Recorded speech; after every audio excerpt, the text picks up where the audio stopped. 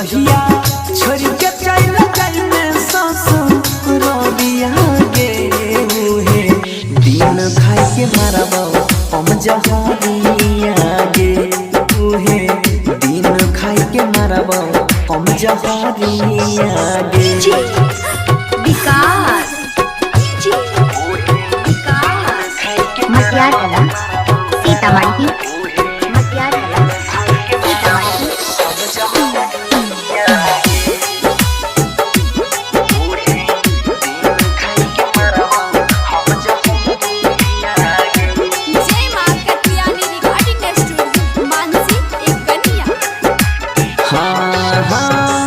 खैने रही क्रिया जन छोड़बो ना ठगे तब पिए छोड़ के जाय छे दीवाना के साथ ठगे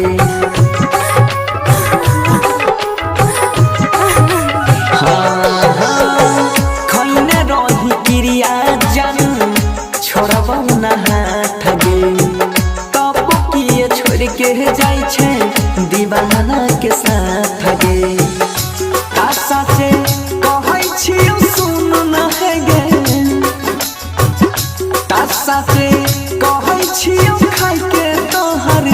क्रिया गे दिन खाइ के मारबौ हम जहरिया गे ओहे दिन खाइ के मारबौ जान जहरिया गे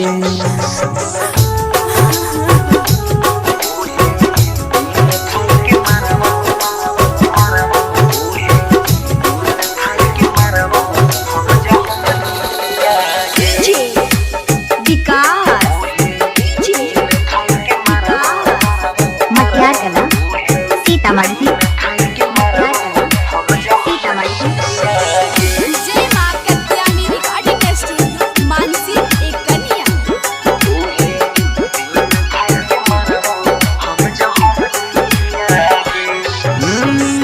दिला में द के चलो जइने जखम गे कहियो न ले तो बंसी मुख से तोहरा नाम गे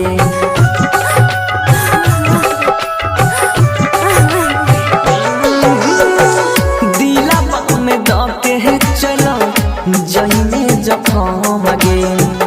कहियो न ले तो बंसी मुख से तोहरा नाम गे उठता डोली फेरले बाही तू उठता डोली फेरले बाही ना जरिया गे दिन खाइ के मारबौ हम जहरिया गे के मारबौ जान जहरिया गे जय मां कत्यानी रिकॉर्डिंग स्टूडियो मानसी एक कन्या।